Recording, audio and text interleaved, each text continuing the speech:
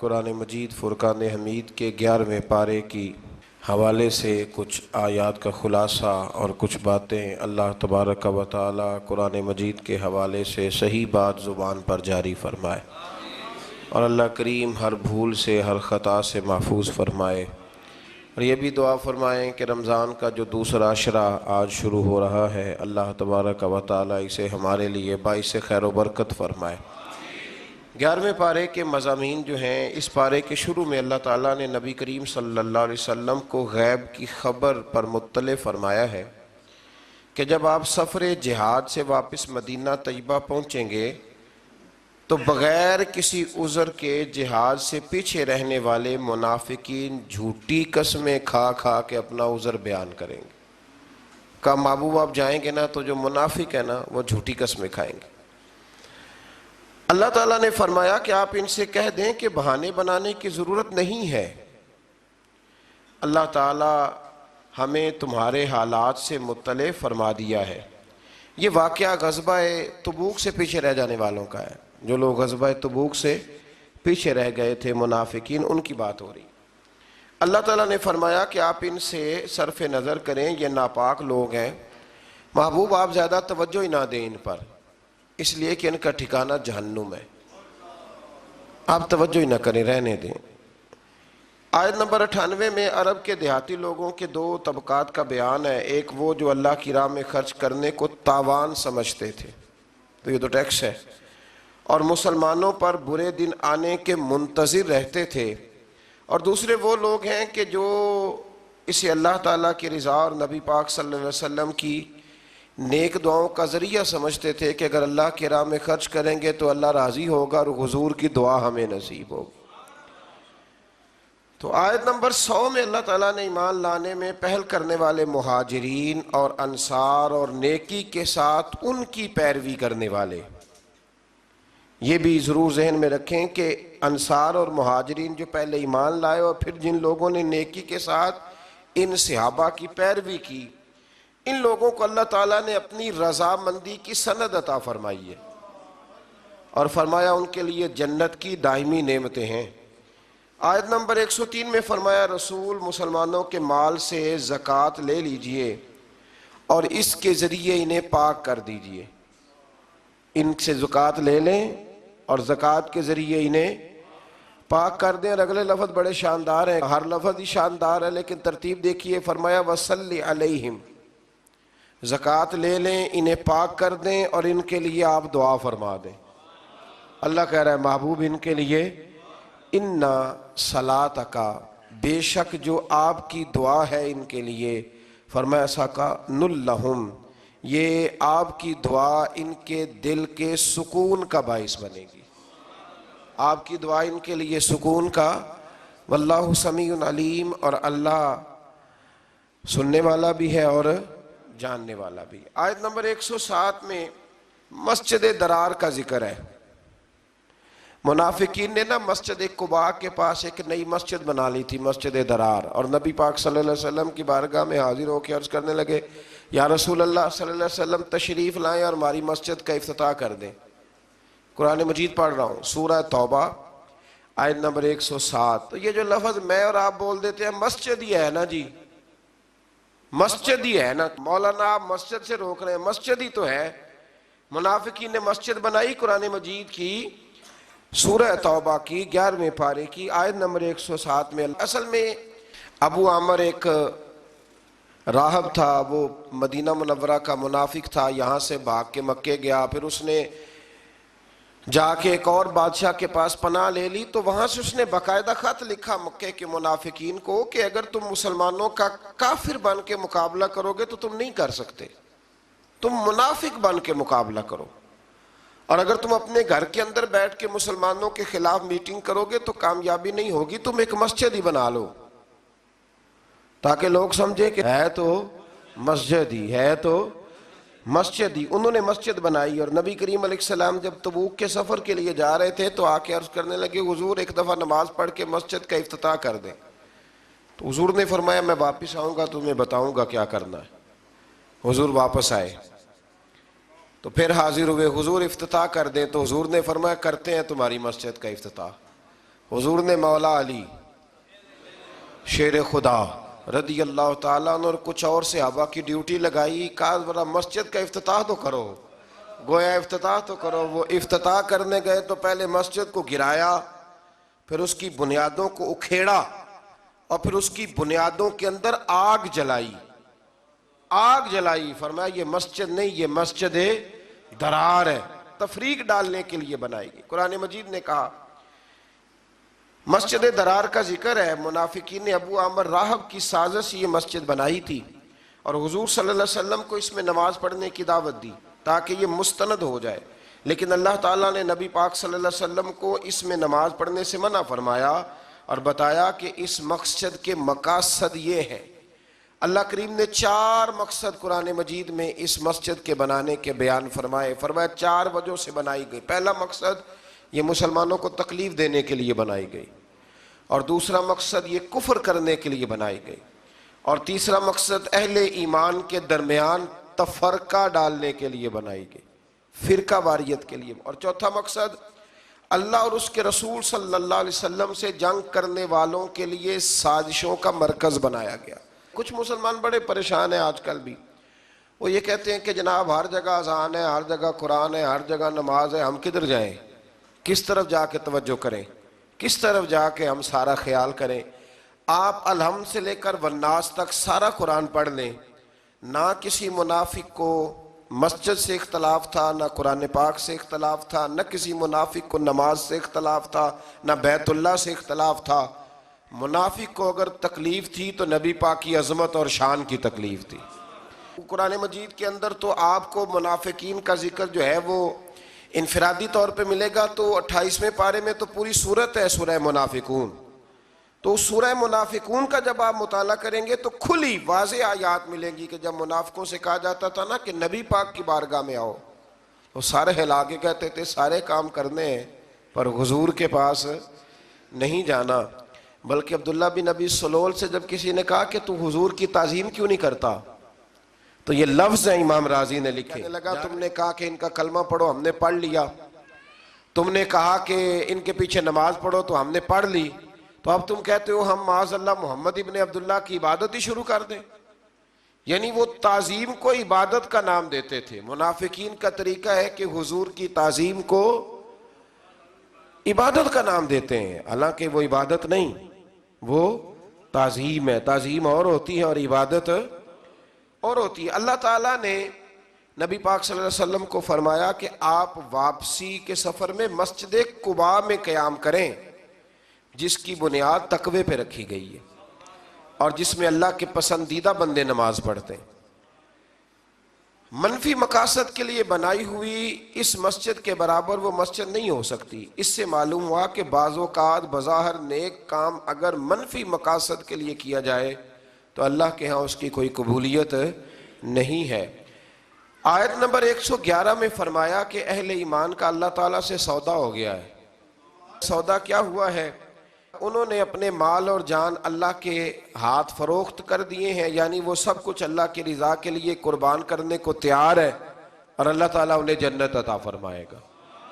مال بھی دیں گے، جانیں بھی دیں گے۔ تو اللہ کیا دے گا؟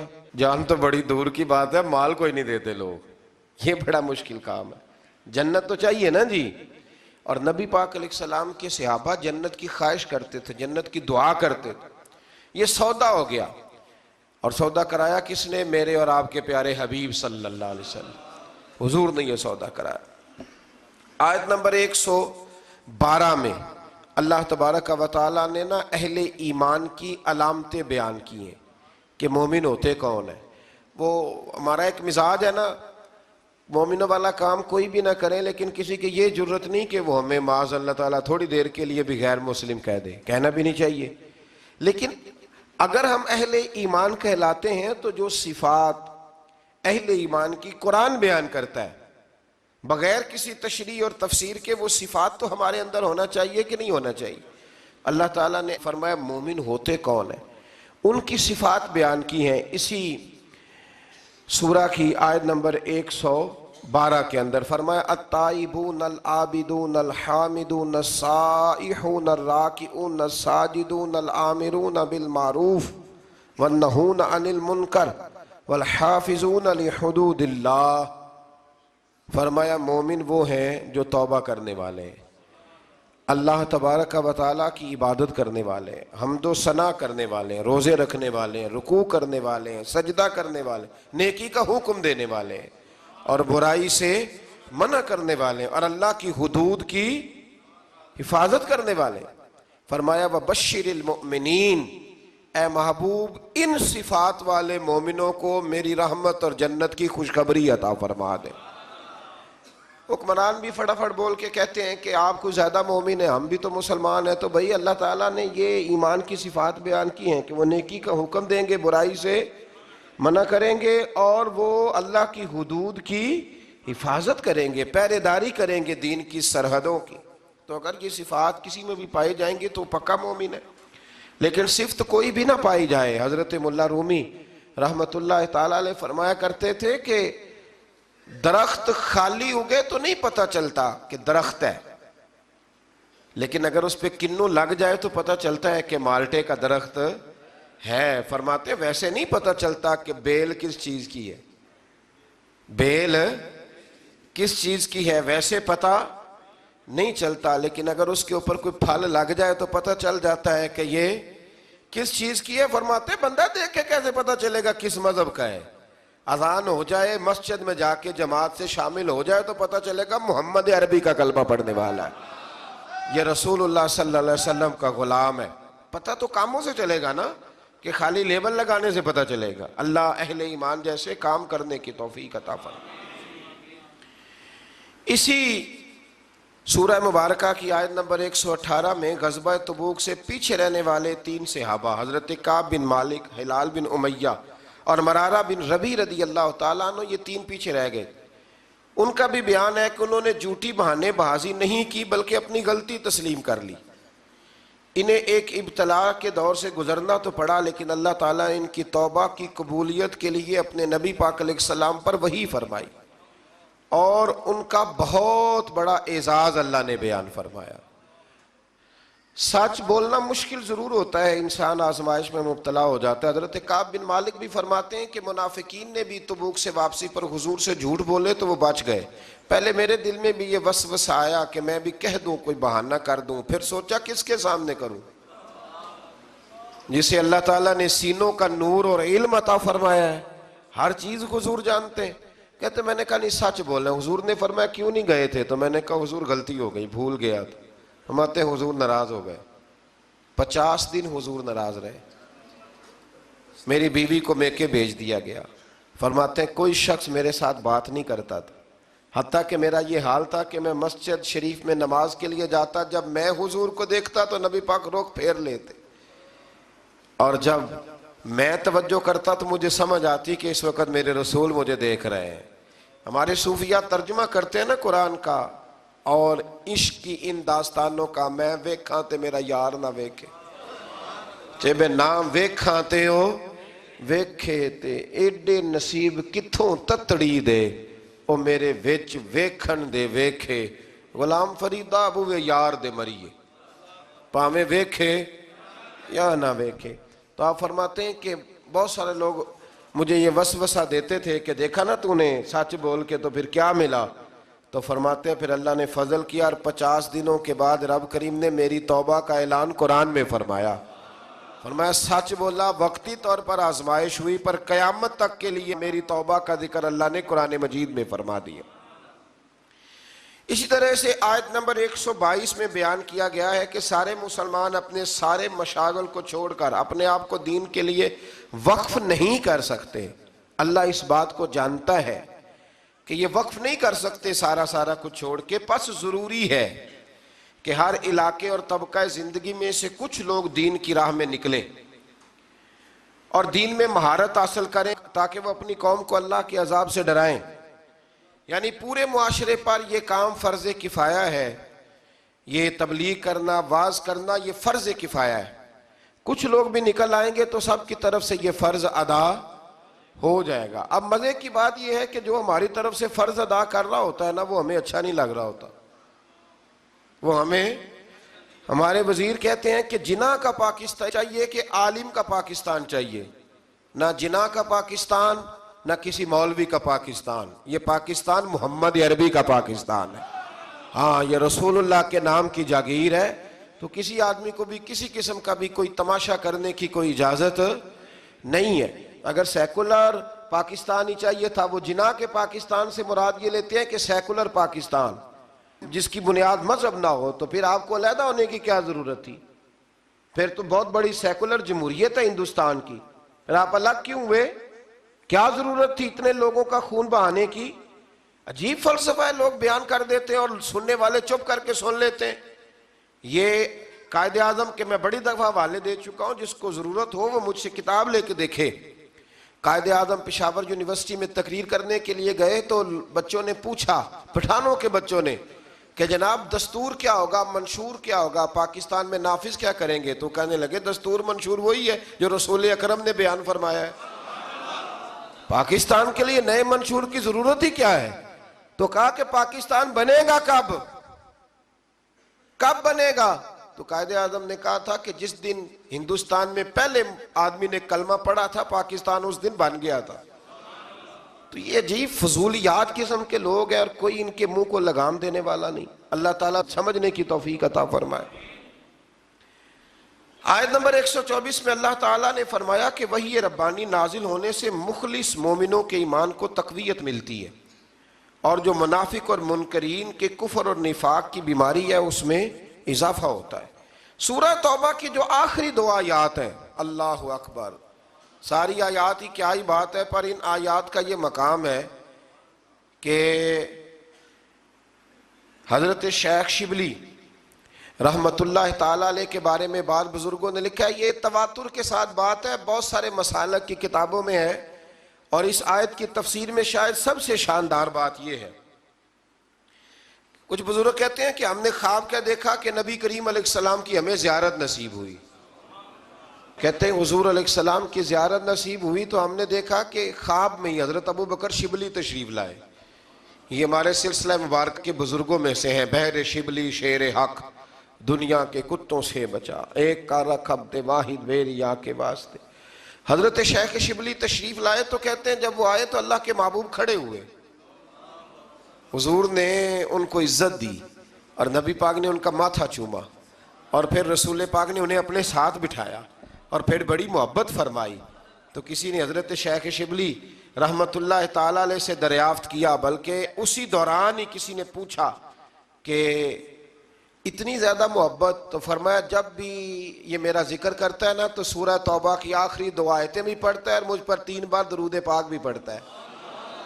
تو وہ آخری 2 آیات کیا ہے؟ لَقَدْ جَاءَكُمْ رَسُولٌ مِّنْ أَنفُسِكُمْ عَزِيزٌ عَلَيْهِ مَا عَنِتُّمْ حَرِيصٌ عَلَيْكُمْ بِالْمُؤْمِنِينَ رَءُوفٌ رَحِيمٌ. فرمایا بے شک تشریف لائے تمہارے پاس تمہیں میں سے ایک رسول، تمہارا مشقت میں پڑھنا میرے نبی پر گراں گزرتا ہے. مشقت میں تم پڑھتے ہو، تکلیف میرے رسول کو ہوتی ہے. اور ارشاد فرمایا جا رہا ہے عزیز علیہ ما عنتم حریص علیکم. فرمایا وہ تمہاری بھلائی چاہنے میں جلدی کرتے ہیں. بالمؤمنین رؤوف الرحیم، وہ مومنوں پہ رؤوف بھی ہیں اور رحیم بھی ہیں. 20 آپ کو حدیثیں ملیں گی کتب احادیث میں کہ نبی کریم علیہ السلام نے فرمایا میرا دل چاہتا تھا کہ عشاء کی نماز دیر تک لمبی کر دوں، تہجد تک اس نماز کو پڑھاؤں، پر تمہیں تکلیف ہوگی لہذا میں نماز لمبی نہیں کرتا. فرمایا میرا دل کرتا تھا ہر وضو کے ساتھ مسواک ضروری قرار دے دوں، تمہیں تکلیف ہوگی لہذا میں ضروری قرار نہیں دیتا. بلکہ ایک حدیث تو ایسی ہے سیاستہ میں کہ اس حدیث پر رکنے کو دل کرتا ہے کہ نبی کریم صلی اللہ علیہ وسلم نے فرمایا میں نماز پڑھا رہا ہوتا ہوں تو میرا دل کرتا ہے کہ میں لمبی نماز پڑھاؤں، پھر میرے دل میں خیال آتا ہے کہ پیچھے بیمار بھی ہوں گے، بوڑھے بھی ہوں گے، بچے بھی ہوں گے. نماز اللہ کی اور خیال امت کا. تو حضور فرماتے ہیں کہ میں نماز مختصر کر دیتا ہوں اور تمہاری تکلیف کا خیال کرتا ہوں. فرمایا فَإِن تَوَلَّوْا، پھر اگر وہ منہ پھیریں فَقُلْ حَسْبِيَ اللَّهُ، تو آپ فرمائیں کہ ہمارے لیے اللہ ہی کافی ہے. اگر یہ محبوب آپ سے منہ موڑ لیں کافر منافق تو آپ کہیں کہ ہمارے لیے اللہ کافی ہے، لا الہ الا ہو، اس کے سوا کوئی عبادت کے لائق نہیں، علیہ توکلت، ہم اسی پر بھروسہ کرتے ہیں، وَهُوَ رب العرش العظیم، اور وہی عرش عظیم کا مالک۔ سورہ یونس مکی صورت ہے، اس سے آگے سورہ یونس شروع ہوتی ہے۔ اس سورت کی آیت نمبر 1 سے لے کر 4 میں قرآن مجید کی حقانیت، نبی کریم علیہ السلام کی رسالت، مومنین کے لیے اجر آخرت، زمین و آسمان کی پیدائش، اللہ کی طرف لوٹ کر جانے اور اللہ کے اذن کے بغیر شفاعت کے نام مقبول ہونے اور صرف اسی کی عبادت کرنے اور انکار کی صورت میں عذاب علیم کا اللہ نے ذکر فرمایا۔ آیت نمبر 5 میں بتایا کہ اللہ تعالیٰ نے سورج کو روشنی دینے والا بنایا ہے اور چاند کو روشن بنایا ہے اور اس کی منزلیں مقرر کی ہیں تاکہ سالوں کا حساب ہو سکے۔ مزید فرمایا کہ گردش لیل و نہار میں اور زمین و آسمان کی پیدائش میں اہل تقوی کے لیے اللہ کی قدرت کی نشانیاں ہیں۔ آیت نمبر 11 میں بتایا کہ لوگ دنیا کے مفادات طلب کرنے میں جلدی کرتے ہیں۔ رب اپنے بندوں کے حالات کو جانتا ہے نا، ویسے یہ آیت کتنی قریب تر ہے۔ فرمایا لوگ دنیا کے مفادات طلب کرنے میں جلدی کرتے ہیں، اگر اللہ تعالیٰ ان کی بدعمالیوں کی سزا میں بھی اتنی ہی جلدی فرمائے تو ان کی موت جلد آ جائے، لیکن انہیں مہلت دی جاتی ہے۔ اگلی آیت میں انسان کی فطری خود غرضی کو بیان کیا کہ جب کوئی تکلیف پہنچتی ہے تو وہ کھڑے بیٹھے اور پہلوؤں کے بال حال حالت میں دعا کرتا ہے، یا اللہ شفا، یا اللہ بچا، کرتے ہیں کہ نہیں کرتے؟ اور فرمایا لیکن جب مصیبت ٹل جاتی ہے تو رب کو فراموش کر دیتا ہے، یہ خود غرضی ہے۔ آیت نمبر 13 میں گزشتہ امتوں کے رسولوں پر ایمان نہ لانے اور ظلم کرنے کے سبب ان کے ہلاکت کا بیان فرمایا، اور یہ کہ اب ہم نے تم کو ان کے بعد زمین میں ان کا جانشین بنایا ہے تاکہ ہم ظاہر کریں کہ تم کیسے عمل کرتے ہو۔ اللہ نے پچھلی ساری قوموں کا ذکر فرما کے امت مسلمہ کو فرمایا کہ اب تم ان کے جانشین بن کے آئے ہو، پتہ چلے گا تم کیسے عمل کرتے ہو۔ آیت نمبر 15 میں بتایا کہ منکرین آخرت کے سامنے جب آیات قرآنی کی تلاوت کی جاتی ہے تو وہ کہتے ہیں کہ آپ اس کے علاوہ کوئی اور قرآن لے آئیں، اللہ اکبر، یا اس کو تبدیل کر دیں۔ تو اللہ تعالیٰ نے فرمایا کہ اے رسول صلی اللہ تعالی علیہ وسلم آپ ان سے کہہ دیں کہ مجھے اپنی طرف سے اس میں تبدیلی کا اختیار نہیں ہے، میں تو صرف وحی ربانی کی پیروی کرتا ہوں۔ رسول اللہ صلی اللہ علیہ وسلم نے فرمایا میں نے تمہارے درمیان اپنی عمر کا بڑا حصہ گزارا ہے، فَقَدْ لَبِثْتُ فِيكُمْ عُمَرًا مِّن قَبْلِهِ أَفَلَا تَعْقِلُونَ، میں نے تمہارے درمیان عمر کا بڑا حصہ گزارا ہے، کیا تم سمجھتے نہیں؟ یعنی اس 40 سالہ زندگی میں تم نے میرے قول و قرار میں، کردار میں کوئی جھول یا کوئی نقص دیکھا ہے تو بتاؤ۔ فرمایا میں قرآن اپنی طرف سے نہیں لاتا کہ تبدیلی کر لوں، یہ میرے رب کی طرف سے آیا ہے۔ اللہ کی باتیں، اللہ کے طریقے تبدیل نہیں ہوتے۔ آیت نمبر 18 میں فرمایا کہ مشرک اللہ کو چھوڑ کر ایسے باطل معبودوں کو پوجتے ہیں جو انہیں نفع نقصان پہنچانے کی طاقت نہیں رکھتے، اور وہ کہتے ہیں کہ یہ اللہ کے پاس ہماری سفارش کرنے والے۔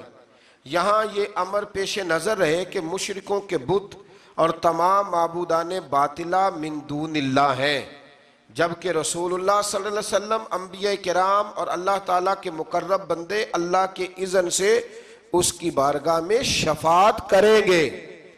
من دون اللہ وہ ہیں جو اللہ کے علاوہ ہیں، یہ من دون اللہ نہیں، یہ تو رسول اللہ ہے، یہ من دون اللہ نہیں، یہ تو اولیاء اللہ ہے۔ اولیاء اللہ کا کیا معنی ہے؟ اللہ کے دوست، من دون اللہ نہیں۔ لوگ کہتے ہیں یہاں ولی کوئی کام نہیں آ سکتے، ولی تو قیامت میں بھی کام آئیں گے۔ آپ کو درجنوں حدیثیں ملیں گی، حضور نے فرمایا قیامت کے دن سب سے پہلے انبیاء اللہ کی بارگاہ میں سفارش کریں گے، پھر شہداء کریں گے اور پھر علماء کریں گے۔ اللہ تو ایک حافظ قرآن کی سفارش کی برکت سے 10 لوگوں کو جنت عطا فرما دے گا۔ آگے سورہ یونس کی آیت نمبر 22 میں اللہ تعالیٰ نے اپنی مختلف نعمتوں کا ذکر فرمایا، جس میں دریاؤں میں بادبانی، کشتیوں کا چلنا اور بارش سے انسانوں اور جانوروں کی خوراک کے لیے پودوں اور سبزوں کا اگنا شامل ہے، لیکن انسانوں کی فطرت یہ ہے کہ طوفان کے گرداب میں پھنس جائے تو آخری سہارے کے طور پر اللہ کو پکارتا ہے، اور جب مصیبت ٹال جاتی ہے تو اللہ تعالیٰ کی نافرمانی شروع کر دیتا ہے۔ اللہ تعالیٰ نے فرمایا ایسا بھی ہوتا ہے کہ کبھی تیار فصل اچانک کسی آفت کے نتیجے میں تباہ و برباد ہو جاتی ہے، حالانکہ انسان سمجھتا ہے کہ اب یہ میرے قبضہ و قدرت میں ہے، لیکن حکم صرف اللہ کا ہی چلتا ہے۔ رب فرماتا ہے بالکل تیار کر کے نا، بالکل او جبار کہار کا آوے مت روڑ دیوی دودھ کڑیا، بالکل تیار کر کے نا، تیار کر کے۔ آپ نے دیکھے نا بھینس کو پالا کس لیے کہ دودھ ملے گا، چارہ کس لیے ڈالا کہ دودھ ملے گا، صبح گئے اس کو چارہ ڈالنے کس لیے کہ دودھ ملے گا، پھر محنت کر کے دودھ دھویا اور پھر گھر تک آ گیا، لیکن وہ جبار کہار کا آوے متے روڑ دیوی دودھ کڑیا، پینے دے نہ پینے دے یہ اس کے قبضہ ہو قدرت میں۔ آیت نمبر 26 میں بتایا کہ قیامت کے روز نیک اعمال کرنے والوں کو بہترین جزا ملے گی اور برائی کا ارتکاب کرنے والوں کے چہرے سیاہ ہو جائیں گے معاذ اللہ۔ آیت نمبر 28 میں قیامت کے دن مشرکین اور ان کے معبودوں کے درمیان پھوٹ پڑنے اور معبودوں کو ان کی عبادت سے بے خبری کا ذکر فرمایا گیا۔ آیت نمبر 31 میں بتایا کہ اگر ان مشرکوں سے پوچھا جائے کہ زمین و آسمان سے روزی کون عطا کرتا ہے، حیات و موت کس کے قبضہ و قدرت میں، اور نظام کائنات کو کون چلاتا ہے، تو کہیں گے اللہ، لیکن براہ راست پھر بھی راہ راست سے بھٹک جاتے ہیں۔ یہ بھی بتایا کہ پہلی بار اسی نے پیدا کیا اور دوبارہ بھی وہی پیدا کرے گا، یعنی دوبارہ مرنے کے بعد دوبارہ اٹھائے گا بھی وہی۔ تو تم حق کو چھوڑ کر فاسد خیالات کی پیروی کیوں کرتے ہو؟ لوگ بالکل سچی بات چھوڑ کے وسوسے کے پیچھے لگ جاتے ہیں۔ قرآن کی حقانیت کے حوالے سے بھی ایک بار پھر منکرین کو چیلنج کیا کہ اگر تمہارے نزدیک یہ اللہ کا کلام نہیں تو اس جیسی ایک صورت بنا لاؤ۔ ان آیات میں بار بار اللہ تعالیٰ کی قدرت اور آخرت کے بارے میں متنبہ کیا گیا ہے۔ اللہ تعالیٰ نے رسول اللہ صلی اللہ علیہ وسلم کو فرمایا کہ آپ ان سے کہہ دیں کہ تم لوگ جو مطالبہ کرتے ہو نا عذاب کا، تو اللہ تمہاری جلد بازی کی وجہ سے اپنے فیصلے نہیں بدلتا۔ میں اپنی ذات کے لیے ذاتی طور پر نفع نقصان کا اختیار نہیں رکھتا مگر اسی کا جو اللہ چاہے۔ ہر امت کے لیے ایک وقت مقرر ہے، اور جب وہ وقت مقرر آ جائے گا تو ایک گھڑی کی تقدیم اور تاخیر نہیں ہو سکتی۔ اور فرمایا کیا تم لوگ ایمان لانے کے لیے عذاب الہی کا انتظار کر رہے ہو کہ پہلے تمہیں عذاب دکھایا جائے کہ نہ مانو گے تو سزا ملے گی پھر ایمان لاؤ گے؟ اللہ اکبر۔ تو فرمایا اس وقت پھر تمہارا ایمان لانا مقبول نہیں ہوگا، اور عذاب الہی کو کوئی دھمکی نہیں بلکہ حقیقت ہے۔ اور آخرت کی مشکل گھڑی کی طرف متوجہ کرتے ہوئے فرمایا جس شخص نے اپنے اوپر بد اعمالیوں کی وجہ سے ظلم کر رکھا ہے تو قیامت کے دن اگر ساری دولت اس کے قبضے میں آ جائے اور اس کو اپنے گناہوں کے فدیے کے طور پر دینے کے لیے تیار ہو جائے گا، لیکن وہاں یہ دنیاوی مال و دولت اس کے کسی کام نہیں آئے گا۔ آیت نمبر 41 تا 44 میں فرمایا کہ ان میں سے بعض لوگ اپنے کو سنتے ہیں اور بعض دیکھتے ہیں، لیکن دل کے کانوں سے نہیں سنتے اور نہ دل کی آنکھوں سے دیکھتے ہیں، ان کا دیکھنا سننا بے فائدہ ہے۔ آیت نمبر 45 میں فرمایا کہ قیامت کے دن کفار یہ گمان کریں گے کہ وہ دنیا میں صرف دن کی ایک گھڑی بھر رہے ہوتے، لمبا وقت انہیں رہنے کا موقع۔ یہاں لوگ یہ دعا کرتے ہیں کہ یہاں سے جانا نہ پڑے، اور وہاں جا کے کیا کہیں گے کہ کاش ہم ایک گھڑی بھر کے لیے دنیا میں آئے ہوتے۔ اللہ تعالیٰ ہمیں یہاں اچھے عمل کرنے کی توفیق عطا فرمائے۔ آیت نمبر 58 میں فرمایا کہ اللہ کے فضل اور اس کی رحمت ملنے پر خوشی منایا کرو۔ قل بفضل اللہ وبرحمتہ فبذلک فلیفرحوا، جب اللہ کا فضل اور اس کی رحمت ملے تو خوشی مناؤ۔ بعض اہل علم نے سرکار دو عالم صلی اللہ علیہ وسلم کی پیدائش پر خوشی منانے کا اسی آیت سے استدلال کیا۔ آیت نمبر 59 میں کفار کے حلال و حرام کے خود ساختہ فیصلوں کو اللہ کی طرف منسوب کرنے کی مذمت کی گئی ہے۔ اس کے بعد اللہ تعالیٰ کے علم کے متعلق غلط فہمی میں مبتلا لوگوں کو غلط فہمی کا ازالہ کرتے ہوئے فرمایا کہ تمہارا کوئی عمل اور زمین و آسمان میں کوئی ذرہ یا اس سے چھوٹی یا بڑی چیز اللہ کے علم سے باہر یا پوشیدہ، کوئی چیز پوشیدہ. یہ مسلمان کا اگر نظریہ پک جائے نا کہ ہر چیز اللہ کی نظر میں ہے تو پھر کیمرے لگانے کی کوئی ضرورت نہیں ہے، پھر سڑکوں پر ہمیں پولیس والے کھڑے کرنے کی کوئی ضرورت اگر یہ بن جائے نظریہ. آیت میں اولیاء اللہ کی شان بیان کی، فرمایا الا ان اولیاء اللہ لا خوف علیہم ولا هم یحزنون. فرمایا خبردار، بے شک اللہ کے ولیوں کو نہ کوئی خوف ہے اور نہ وہ غمگین ہوں گے. اور پھر خود ہی ارشاد فرما دیا کہ ولی وہ ہے الذین آمنوا وکانوا یتقون، جو ایمان لائے اور تقوی اختیار کرتے ہیں. تو فرمایا اور دنیا کی زندگی میں بھی ان کے لیے بشارت ہے اور آخرت میں بھی. اللہ کے کلمات میں کوئی تبدیلی نہیں ہوتی اور یہ بہت بڑی کامیابی ہے. آیت نمبر 65 میں سرکار دو عالم صلی اللہ علیہ وسلم کو تسلی دیتے ہوئے فرمایا کہ اے حبیب صلی اللہ علیہ وسلم، آپ رنجیدہ خاطر نہ ہوں، میں جو سب سرفرازیوں کا واحد مالک ہوں تو میں آپ کا مددگار ہوں. اور مشرکین تو صرف وہم و گمان میں ہیں اور صرف اپنے خیالات کی پیروی کر رہے ہیں، چکر میں پڑے ہوئے ہیں. محبوب میں جو ہوں آپ کا مددگار، آپ ان کے ان چکروں میں الجھنے سے آپ پریشان نہ ہوں. آیت نمبر 68 میں فرمایا کہ ان منکروں نے کہا کہ اللہ نے بیٹا بنا لیا ہے. اللہ تعالیٰ اس سے پاک ہے اور آسمانوں اور زمین میں جو کچھ بھی ہے وہ اس سے بے نیاز ہے. تو کیا اس باطل دعوے کی ان کے پاس کوئی دلیل ہے؟ آیت نمبر 71 سے لے کر تقریباً 90 تک اللہ تعالیٰ نے حضرت نوح علیہ السلام کا اور ان کی قوم کا ذکر فرمایا، اور حضرت موسیٰ علیہ السلام کا جادوگروں کا جو واقعہ پچھلے سپاروں میں ہم دیکھ آئے ہیں اس کو اللہ تبارک و تعالیٰ نے بیان فرمایا ہے. اور پھر سے بنی اسرائیل والوں کو یہ بات یاد دلائی ہے کہ تم اللہ کی نافرمانی کرنے والی قوم. آیت نمبر 90 سے بیان کیا کہ ہم نے بنی اسرائیل کو سلامتی کے ساتھ سمندر پار کرا دیا تھا، اور فرعون اور اس کے لشکر عداوت اور سرکشی میں ان کے تعاقب میں آئے، یہاں تک کہ جب سمندر میں غرق ہونے لگے تو فرعون نے کہا میں اس ہستی پر ایمان لایا جس پر بنی اسرائیل والے ایمان.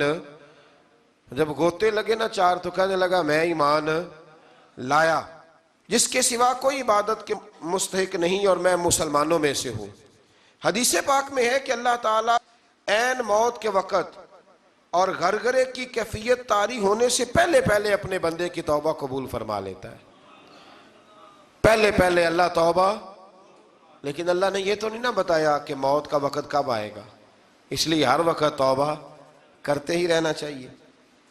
لیکن اس مرحلے پر توبہ قبول نہیں ہوتی کہ جب انسان غوطے کھانے لگے تو پھر وہ کہے کہ ہاں اب میں توبہ کرتا ہوں. اسی طرح سے کچھ لوگ، ملا رومی رحمۃ اللہ علیہ فرماتے ہیں کہ وہ بھیڑیا بہت ضعیف ہو گیا تھا، تو ایک دن اس کے پاس لومڑی بیٹھی تھی تو ایک بکری آئی، تو لومڑی کہنے لگی بھیڑیے سے کہ وہ شکار آیا ہے، بادشاہ آؤ. تو کہنے لگا نہیں اب میں نے توبہ کر لی ہے، اب میں شکار نہیں کرتا، میں نیک ہو گیا ہوں. تو لومڑی بڑا تیز جانور ہے، کہنے لگی نہیں تو نے توبہ نہیں کی، اب تجھ سے بھاگا ہی نہیں جاتا، اب تجھ سے شکار پکڑا ہی نہیں جاتا، اب تو نے توبہ نہیں کی، اب تیری ویسے ہی توبہ ہو گئی ہے، تو نے توبہ نہیں کی. تو اسی لیے در جوانی توبہ کردن شیوائے پیغمبری. اللہ سمجھنے کی توفیق عطا فرمائے. اللہ تعالیٰ نے فرعون کو فرمایا کہ آج ہم تیرے بے جان جسم کو بچا لیں گے تاکہ تم بعد میں آنے والوں کے لیے نشان عبرت بنے رہو. قرآن کا یہ معجزہ آج بھی سچا ہے. مصر کے فرعون کی لاش آج بھی موجود ہے. اس کے بعد بنی اسرائیل کی آزادی، ان کے رزق میں فراخی اور ان کے آپس میں اختلافات کا ذکر ہے. آیت نمبر 96 میں اللہ تعالیٰ فرماتا ہے کہ جن پر اللہ کے عذاب کا فیصلہ صادر ہو چکا ہو وہ ایمان سے محروم رہتے ہیں، خواہ ان کے پاس ساری نشانیاں آ جائیں. سورہ یونس کی آخری آیات میں بیان ہوا کہ سرکش قوموں میں صرف قوم یونس ہی ایسی تھی جو عذاب الہی آنے سے پہلے ایمان لیا. یہ بھی بڑا قابل غور فکر ہے. اس پر مفسرین نے بڑا کچھ لکھا ہے. کچھ نے لکھا ہے کہ عذاب بالکل آ گیا تھا سامنے، جب کالے بادل دیکھے تو سجدے میں گر گئے، یا جیسے بھی، لیکن ایک بات طے ہے کہ عذاب آنے سے پہلے مان گئے. گویا رب کریم نے فرمایا ایسا نہیں کہ پچھلے سارے ہی نافرمان تھے، کچھ ایسے بھی ہیں جنہیں اللہ کے فضل سے توفیق ایمان نصیب ہوئی ہے. انہوں نے توبہ کی، اللہ تعالیٰ نے انہیں دنیا میں رسوا کن عذاب سے نجات دی۔ اس کی ساری تفصیل جو ہے وہ کتب سیرت میں موجود ہے کہ اللہ تبارک و تعالیٰ نے ان کی اس معذرت کو قبول فرمایا۔ دعا فرمائیں اللہ تعالیٰ ہم سب کو ایمان پر ثابت قدم فرمائے، اور اللہ تبارک و تعالیٰ وقت آنے سے قبل سچی کھری اور پکی توبہ کی توفیق دے۔